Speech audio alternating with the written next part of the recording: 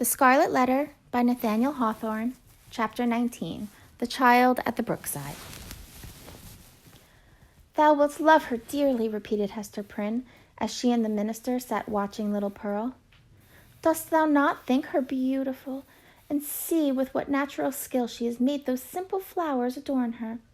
Had she gathered pearls and diamonds and rubies in the wood, they could not have become her better. She is a splendid child, but I know whose brow she has." "Dost thou know, Hester," said Arthur Dimmesdale, with an unquiet smile, "that this dear child, tripping about always at thy side, hath cost me many an alarm? Methought, oh, Hester, what a thought is that, and how terrible to dread it, that my own features were partly repeated in her face, and so strikingly that the world might see them, but she is mostly thine."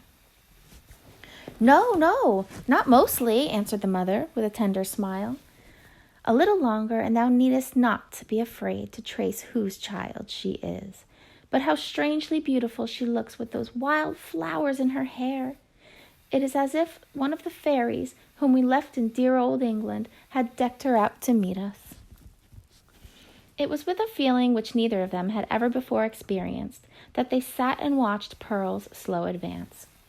In her was visible the tie that united them.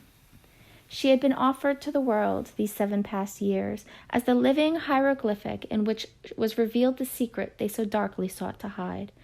All written in this symbol, all plainly manifest, had there been a prophet or magician skilled to read the character of flame.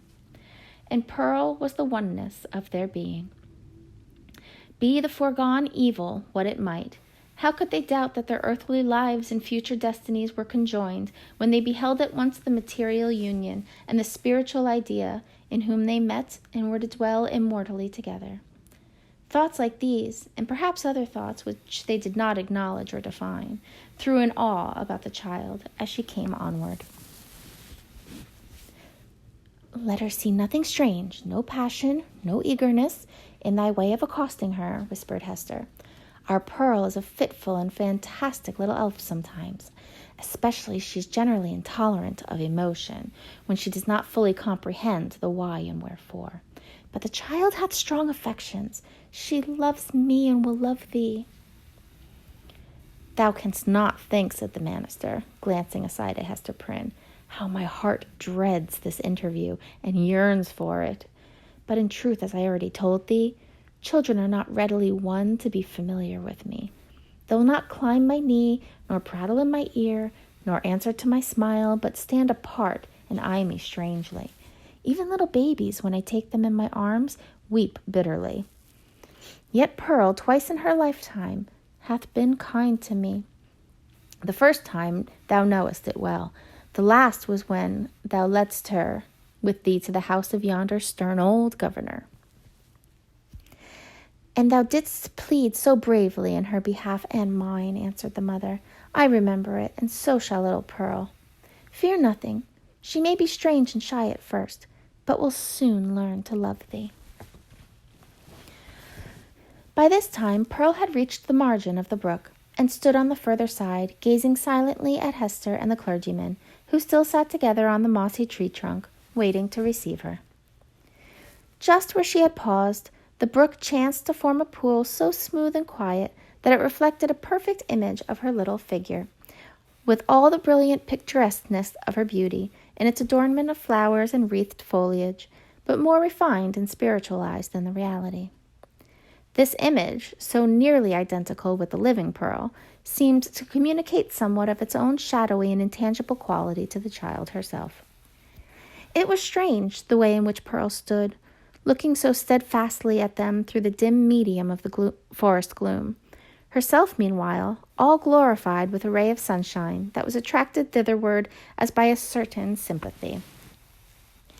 In the brook beneath stood another child, another and the same, with likewise its ray of golden light.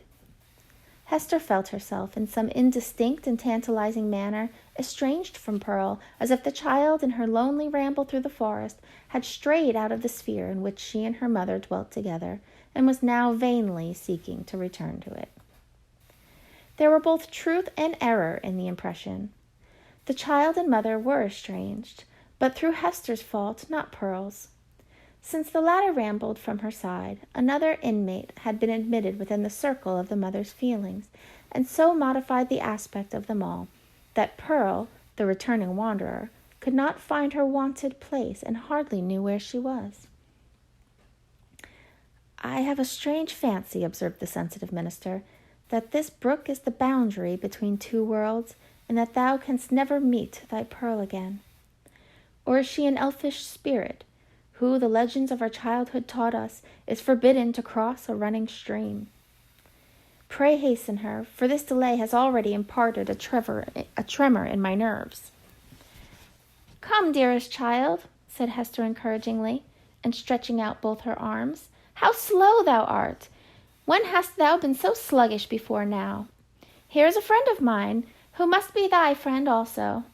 Thou wilt have twice as much love henceforward as thy mother alone could give thee. Leap across the brook, and come to us. Thou canst leap like a young deer." Pearl, without responding in any manner to these honey-sweet expressions, remained on the other side of the brook. Now she fixed her bright, wild eyes on her mother, now on the minister, and now included them both in the same glance, as if to detect and explain to herself the relation which they bore to one another. For some unaccountable reason, as Arthur Dimmesdale felt the child's eyes upon himself, his hand, with that gesture so habitual as to have become involuntary, stole over his heart. At length, assuming a singular air of authority, Pearl stretched out her hand with the small forefinger extended, and pointing evidently towards her mother's breast, and beneath, in the mirror of the brook, there was the flower-girdled and sunny image of little Pearl, pointing her small finger too. "Thou strange child, why dost thou not come to me?" exclaimed Hester. Pearl still pointed with her forefinger, and a frown gathered on her brow. The more impressive from the childish, the almost baby-like aspect of the features that conveyed it. As her mother still kept beckoning to her and arraying her face in a holiday suit of unaccustomed smiles, the child stamped her foot with a yet more imperious look and gesture. In the brook again was the fantastic beauty of the image, with its reflected frown, its pointed finger, and imperious gesture, giving emphasis to the aspect of little Pearl. "Hasten, Pearl, or I shall be angry with thee," cried Hester Prynne, who, however inured to such behavior of the elf child's part at other seasons, was naturally anxious for a more seemly deportment now. "Leap across the brook, naughty child, and run hither, else I must come to thee." But Pearl, not a whit startled at her mother's threats any more than mollified by her entreaties, now suddenly burst into a fit of passion, gesticulating violently and throwing her small figure into the most extravagant contortion. She accompanied this wild outbreak with piercing shrieks which the woods reverberated on all sides, so that, alone as she was in her childish and unreasonable wrath, it seemed as if a hidden multitude were lending her their sympathy and encouragement. Seen in the brook once more was the shadowy wrath of Pearl's image, crowned and girdled with flowers, but stamping its foot, wildly gesticulating, and, in the midst of it all, still pointing its small finger at Hester's bosom. "I see what ails the child," whispered Hester to the clergyman, and turning pale in spite of a strong effort to conceal her trouble and annoyance. Children will not abide the slightest change in the accustomed aspect of things that are daily before their eyes. Pearl misses something that she has always seen me wear. "I pray you," answered the minister, "if thou hast any means of pacifying the child, do it forthwith. Save it were the cankered wrath of an old witch like Mistress Hibbins," added he, attempting to smile.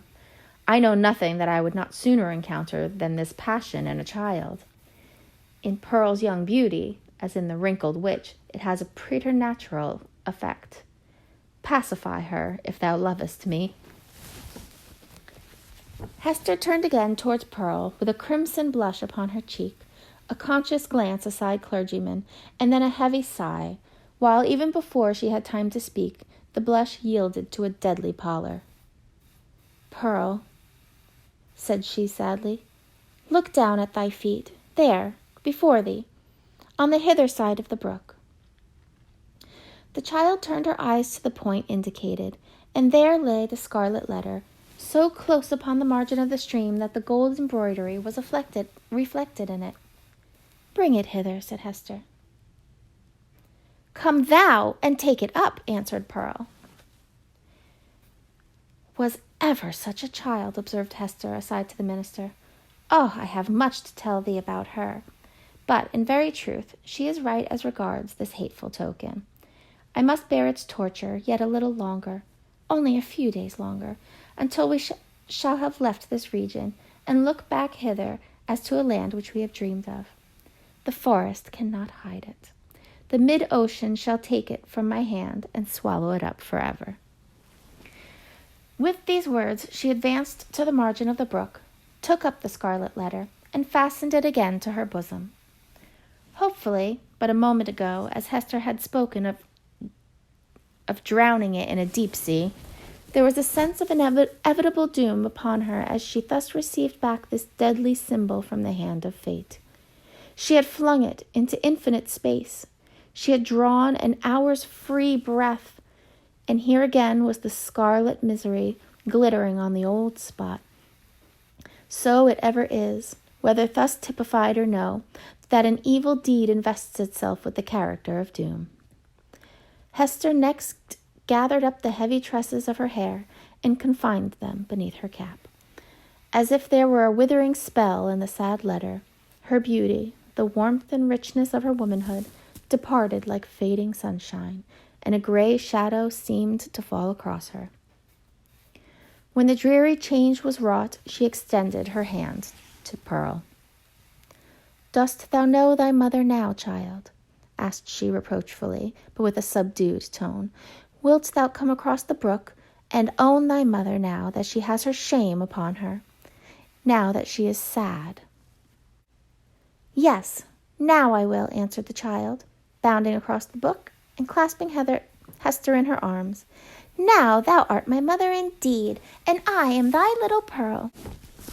In a mood of tenderness that was not usual with her, she drew down her mother's head and kissed her brow and both her cheeks. But then, by a kind of necessity that always impelled this child to alloy whatever comfort she might chance to give with a throb of anguish, Pearl put up her mouth and kissed the scarlet letter too. "That was not kind," said Hester. "When thou hast shown me a little love, thou mockest me." "Why doth the minister sit yonder?" asked Pearl. "He waits to welcome thee," replied her mother. "Come thou, and entreat his blessing. He loves thee, my little Pearl, and loves thy mother too. Wilt thou not love him? Come, he longs to greet thee."